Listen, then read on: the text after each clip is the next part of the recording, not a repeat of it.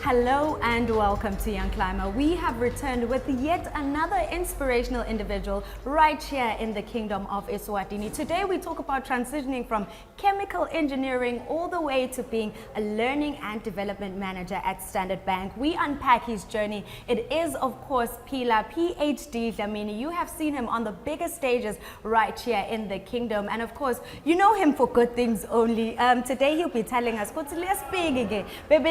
growing up, and most importantly taking us through his professional journey. Phila, I'd like to officially welcome you to Young Climber. Thank you very much. It's an honor and a privilege to be here. Thank you for having me. Good day to you and good day to our viewers at home. Yeah. I'm looking forward to having this conversation with you. I think I've been interested in your professional journey for about a year now. But Phila, firstly, we like to backtrack before we get into the details of your professional journey. Can we just take it back to Poponyane, Espigi? Can you tell us about your upbringing? Interesting facts about your upbringing. Yeah, Poponyane, where I come from, my roots, eh? Yeah. And well, I have a blended upbringing. I went to Manzini for primary school, so I lived Gakoza with my grandmother. Started off in a stick and mud one-room flat. We call it open plan, if you know what I mean. And my parents lived in Babane, so they were not together and therefore lived in two separate places in Babane. Obviously lower middle class or even upper lower class, if I might say. So during weekends and holidays, I was either with them or Epoponyane, where I really loved going. So it's a blended really upbringing of Kasi, town a bit, and then obviously where I loved it the most, community in the rural areas, Epoponyane, which is where I come from. Yeah. And you're fortunate enough to go to one of the most reputable schools in the northern side, of Swaziland, Kahoho, Mhlatane High School. Can you just kindly share your experience and how it shaped you as a person? Because, growing up, we knew Mhlatane for a disciplined school, Can you just share your experiences with us? Easily some of the best times of my life, getting into a school where it didn't matter where you came from. Everybody was the same, everybody was equal. Those who went there during my time will know that we're not allowed to wear brands. We're not allowed to have hairstyles. We're not allowed to basically showcase, I'll say, privilege. Everybody had to be there and be a student. So for me, coming from a school in Manzini where you could just see opulence and you would stand out, whether you're opulent or not, it was just easy. Mhlatane was the great equalizer. It was just your performance that set you apart. Kutsubuya happy didn't really matter. So for me, when I got there, I felt at home. I felt like I had a chance, I had an opportunity. That's where my journey really, really started, from a leadership enthusiasm, but also just from a confidence to pursue. We were being led by great leaders, and Michael Watunga Dlamini at the time, Mr. Simon Makubu as well, who took over after Watunga, and they really just drilled leadership in us and self-confidence. So for me, that's what started the whole movement of confidence and being the best that I could ever be. And you've certainly carried it out throughout your life, I hope so. Yeah, it seems so. But after high school, you then joined the University of Johannesburg, which was fairly new at that time. Can you tell us what influenced your decision, to go and study in the City of Gold? Was it rejection from other places, or how did it go? It was clarity of what I wanted, because of the high school that I went to. I had, at that time, already developed a passion for public speaking. And having access to the landscape in the kingdom, I understood I could never pursue it here. So at that time, government would only sponsor qualifications in the engineering or science or whatever sort of field. And I'd done well in high school. So out of capability, I decided I'd love to go to Johannesburg to pursue my public speaking. So chemical engineering happened that I was accepted at the university, and I had an affinity for math, chemistry and physics. So it was an easy thing to get and get into university. I think it was a bonus that it's easy. So I got in and I didn't struggle. Otherwise, had it been difficult, it would have been a different story. So the pursuing chemical engineering came from my passion of public speaking. So it was a means to an end, as opposed to an end in itself. I know it's quite a funny means to an end, but really, and the University of Johannesburg at the time was still starting, a combination of RAW and TWR. Those who know the history will know what that means. And with a history of just producing some of the best technical degrees, including chemical engineering. So I knew for a fact that if I go to that school, I would be able to land safely, even if my public speaking sort of passion doesn't work out. So it was a good plan B. Yeah. And earlier on, you mentioned starting off in Manzini, which you say was a bit of a privileged experience, and then moving to Mhlatane, which was a bit of a humbling experience. Yep. And then now moving to Joburg again, which speaks vibrance, and you need to always be on your feet. Can you talk about the cultural transition from being Mhlatane, Poponyane, Spigi, and then Joburg? Yep. Can you talk about that shift and how you managed to put yourself through that? Well, first and foremost, it was absolute chaos. You move from Swaziland, even though I had a blended childhood where I have that Kasi flavor, town a bit, and the community flavor. Joburg is exponentially bigger. Regardless of what your experience is, when you get there, it's just chaos. It's chaotic. Everything you've experienced times 100.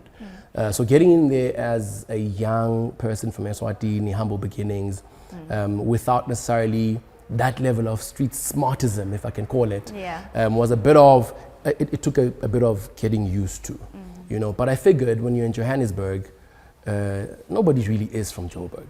So we have an equal chance, to get in there and make our own names and set our foot right. Joburg has the population, so if you're like me and you're a public speaking enthusiast, there's just so many opportunities to go out there and flex your muscles and test whether or not you even know how to do this.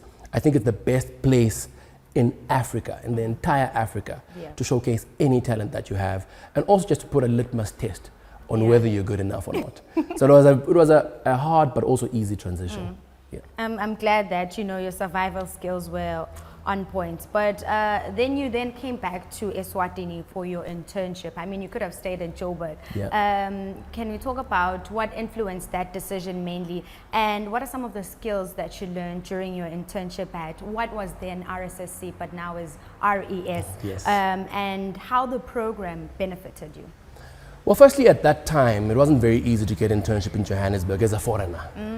Of course, they put first South Africans, which I think is fair.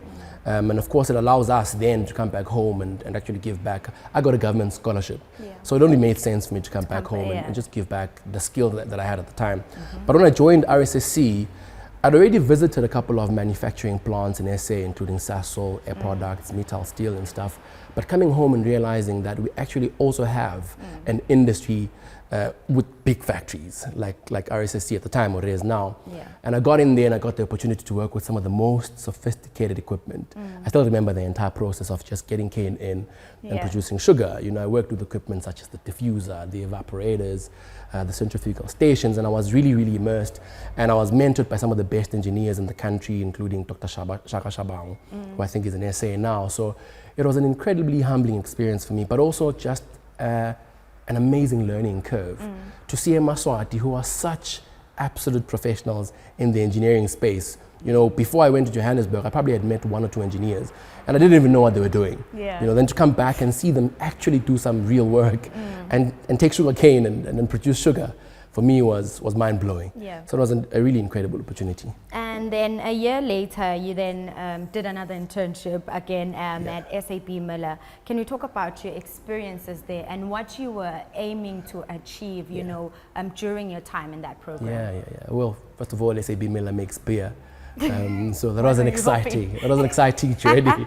So an exciting journey to then move from sugar, which is now an ingredient at SAP Miller, in the production of their products. So it was nice to then move with the product and come this side and see it transition into another product. Obviously after other ingredients have been added there, and then again SAP Miller now gave me the opportunity to work for an international organization. RSSC is local, as big as it is, but it's a local company, so there's no group where maybe you can learn now from what is happening internationally. So getting into SAP Miller for me was that now next step in corporate of understanding how an organization can work in different territories and actually thrive as a global institution. So to get in there and move now from manufacturing, because at Reyes I was in the factory. Yeah. Then I got into this side and I went into the lab. You know, so now in the lab is like quality control, and you're able to see what things are being tested, you know, and how do we achieve consistency, you know, in our products. It gives you now that other field of engineering. So it was quite nice as well to get into that space and just have a different sort of learning experience. And I think after that, this is where we understand how you move from maybe engineering to where you are right now. I think this is when the transition happened, and I think you'll further elaborate, because then in 2012, when you got your degree, you stayed in Joburg for 2 years, serving as a technical advisor at AMS. Is this where you now switch from the more practical engineering part to now being like a communication person? Yeah. Well, maybe officially, yes. But we will learn maybe as we continue speaking that it started even earlier. But AMS Communication was a passion project between my friends and I. And we were young, we were bold, we were ambitious. We were in Johannesburg, and a company had just been started by these 3 guys that I then eventually joined. And it was a communications company, you know, at first, but when I came in, then we started a wing in training and skills development, which is my passion at the time. And when I came in there, I came in as a lead facilitator for soft skills training. So essentially coming in and teaching people communication skills, teaching people presentation skills, and I mean corporate people, by the way. So coming fresh from university and having clients such as Eskom, having, you know, clients such as government departments in South Africa, in Johannesburg, in the heart of Johannesburg. We had our offices in Braamfontein. It was such an exciting time in our lives because, you know, what could go wrong? We're just young people pursuing our passion, and it showed. You know, we did well, but obviously having studied engineering and thinking about the future, all that fun was not sustainable, you know. So while it was a passion project, what was something that we really loved together collectively as a group, we had those personal interests of just trying to pursue, you know, different things, and we had to move on. Yeah, and during your stay in Joburg, you also became a consultant. Can you kindly share the importance of freelancing, especially to young people and even professionals? Because there's some professionals, you get the job, but you know, freelancing is a good thing maybe on the side. Absolutely. I freelanced in both spaces, by the way, which is in the learning and development space, but also in engineering. In engineering, I wasn't good enough to be a consultant at that time. So on this side, obviously, I was passionate and I had the hours put in.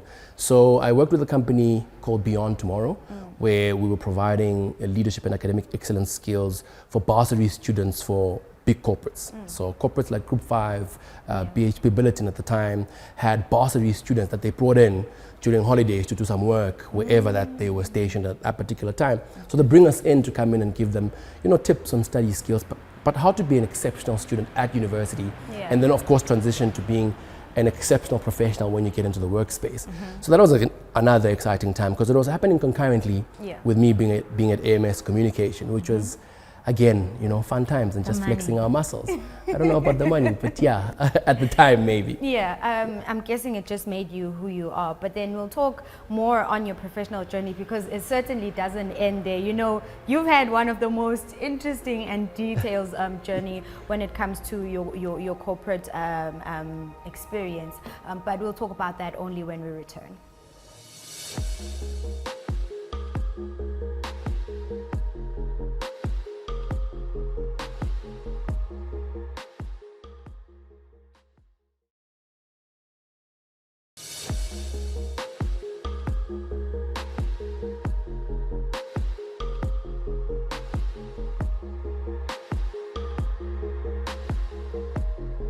Welcome back. If you just joined us, we are seated with Phila PhD Dlamini, and now we talk about your experience, you know, at Conco. Can you share some of your experience with us at that company, the roles that you held, and you know how it helped develop you moving from Joburg? Now you're back in Eswatini. Firstly, what influenced the decision of Kuti Angwele Kaya, or were you offered the job and you're like, hey, asingihambela? I wish that was the case. But I came back into Eswatini because I wanted to pursue my primary degree. You know, just in case what we're doing with the guys doesn't work out. And now I'm looking for a job 5 years later and I don't have any work experience. So I came back And, by a strike of luck, by really God's grace, I got a chance to work for the biggest company in the country, which is Conco.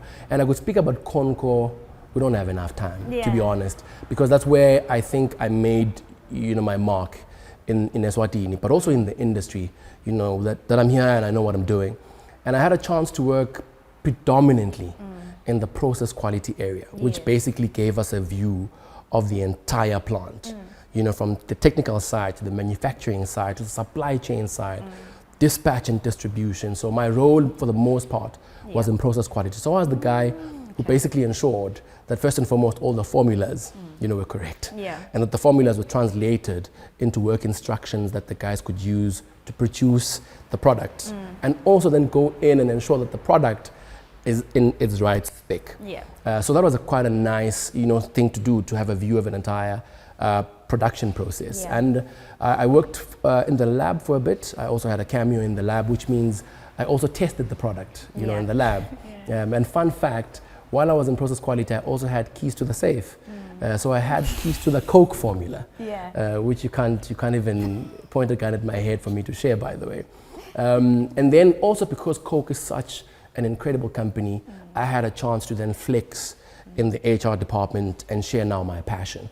But also they opened up the space for me to also share my passion as a host.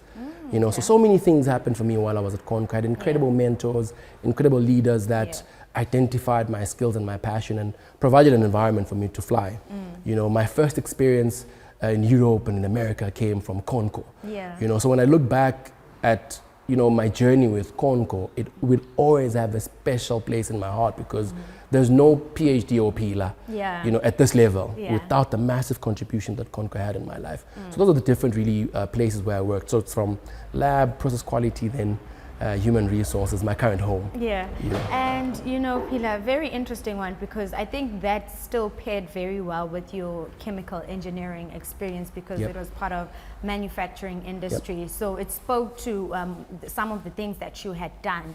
But now someone might say, Standard Bank, learning and development manager. I've heard of an accounting manager, I've heard of a sales manager, but this title was very, very different. Can you firstly just get into the details of the title?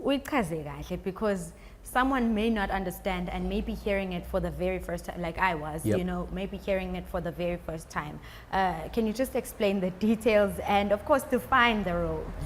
So here's a simple way maybe to explain it. So every business has a strategy, right? So here's who we are, here's where we want to go, here's what we want to achieve, right? The next layer is what are the skills that we need to achieve this? Do we have those skills?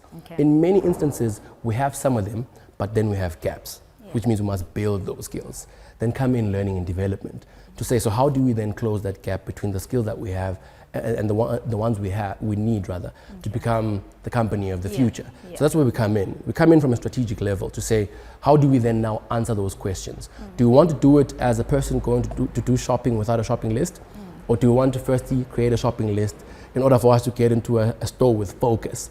I think it's an easy way or an easy analogy to share it, but also even easier in terms of just naming the role. It's just training and skills development, just getting the skills that we need in that particular business.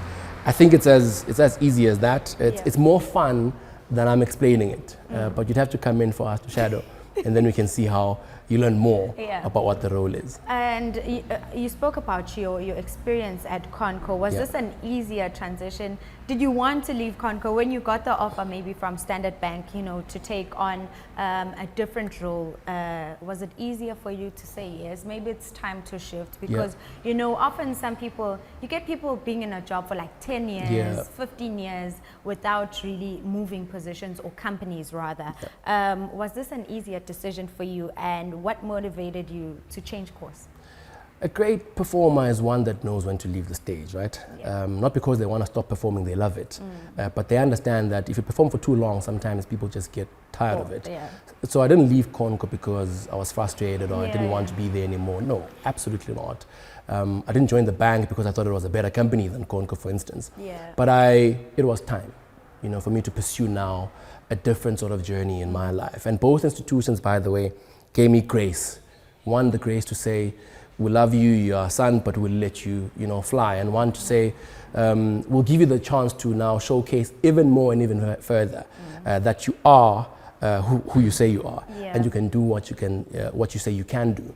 So I left because one, it was to pursue my passion, which is in human development, but also I was joining an organization that in Africa is, at least for 2024, the best employer according to Forbes Africa. So it was a case of the strategy was right, and the direction the company was taking at the time was incredible. And when I looked at where I was and where I wanted to go, it was what I wanted to do at that point, and it has paid off, I must say. Yeah, it definitely has. I knew you as PhD, the brand, before I got to know Phila, and I was like, oh, PhD, I'm 70 bang. I was very shocked because I think I was more attracted to the host side of you. Can we talk about you being a brand, PhD, what many people know you for? About Phila has a corporate job, guys. Can you talk about PhD, the brand, and when it was established? My first emceeing gig was 17 years ago, and my first public speaking opportunity was 24 years ago. So the brand pretty much started 24 years ago. It wasn't a brand at that time, it was just a young person that wanted to do public speaking. So in high school, debating and then in 17 years ago in 08, my sister was celebrating 21 years and she's like, you're gonna be the MC. And I went in, it went so well, and she's like, well, why don't you pursue it? And then I pursued it. And then the name PhD came, I think it was university. And really PhD is just my initials, PH for Phila and D for Dlamini. But as I always say, I think it has a good ring to it. I love it and it sticks. I think it sticks more than Phila, even though I love both. So the separation there is obviously when you get onto a stage, you take a different persona. And when you're at work, it's a different persona as well, because work is more administrative. And yet, what PhD does is more out there and more fun. But it's two different people and two different personalities. One is work, and one is just, quiet and shy. And this is definitely a different career path from what you studied in varsity. And I think it requires a lot of guidance. You're working with different corporates, they provide different information. You need to get a lot of things in check, before you speak. Who have been some of your greatest mentors here in the speaking space? Absolutely. I'll go back again to high school and say some of my first inspirations, even before mentorship, were the Mabuza brothers in high school, Majawonge and Mangoba. Mangoba Mabuza is still one of my best friends to this day, who were just such great orators. Were young, in Form 1, then Form 3, Form 5, and they're just doing it. And it's like, wow. I joined the debating team, and there's a teacher, Miss Phila Dlamini, who comes in and basically just changes my life and creates like a massive debater and a young person passionate about public speaking. And then, you move on and you get into spaces now where you look up to people who are now running organizations. There's a guy in Joburg called Brimo Bello, by the way. And Brimo runs the Beyond Tomorrow organization that I was speaking about earlier. And you come into those spaces and you meet guys like him, and it's like, wow, this is really happening. And some of these guys, like Brimo, is like a physical mentor who's there, and teaching me stuff and showing me the reins, which is quite good. And then, of course, in the journey, you meet other guys who are not necessarily directly linked to you, like the Vusitembe Wires of the world. You see them start off and you see them grow, and you're like, it's possible. So it's just been, some personal individuals, but also some individuals in the space that have helped me grow. And to the young people who'd like to have a voice in the corporate space like you do, what are some of the prerequisites that they need, to get into those spaces? Yeah, the only prerequisite, Bello, in anything pretty much is knowledge. You need to know what you're doing. You need to know your stuff, because the only way I will engage you is because you're bringing a certain skill set. Nobody's doing anyone any favors out there. You must come in and you must show and showcase that you actually know what you're doing. That's the first and most important prerequisite. And then secondly, obviously, open yourself up to networks. Go out there, reach out to people like myself. The number of people who are sitting in, very high places in this country that I've reached out to, who have opened up their doors, who have said, look, we would be willing to talk, are so countless. But the first step was for me saying, hey, I'd love to talk. And then when they say why, I say, because I'm bringing this, and then I brought it. Yeah. So I think that's really the prerequisite. Let's put in the work, eh? Yeah. Let's put in the work. We need to put in the work. Absolutely. Definitely. And you're also a co-founder of the Prefect Support Initiative. I do believe you're also a prefect at some stage in your life, which was started in 2006. Can you talk about how embarking on such a journey helped maintain academic excellence in high schools here in Eswatini up to today? One of my proudest moments is being part of the Prefect Support Initiative. I was a head boy at my school, and it was started by my friend Sanjile Bembe in 2004, and I joined in 2005. And since then, till today, we've trained students across this country on a variety of subjects. Started off on leadership, then got into academic excellence. Now we're doing staff development. We're also actually doing trainings even for parents. So it's been one of the most incredible contributions we've made, I believe, to society. Possibly hundreds of thousands of young people that we've come into contact with. And outside of your professional life, you play golf. Can you kindly emphasize the importance of body exercise to just maintain a healthy lifestyle? Or is it for the networking, or is it for healthy lifestyle? It's for both. Yeah. It's for both. But if there's a life lesson I keep from golf from the top of my head is nobody can encourage you to play golf enough. The bug must bite you. If the bug doesn't bite you, you will not play golf. And that's the life lesson here that says, until you want the change, until you want to do something, it won't happen. Yeah. And lastly, Phila, we could talk till tomorrow, but lastly, can you please just share parting words for the young people of Eswatini who are looking to get into the corporate space, and people who are just looking to get an education, going into different industries, and most importantly, injecting the space, because we have so many unemployed people who don't know what to do, they don't know which doors to knock on. What advice would you share with those people? Passion, purpose, profit.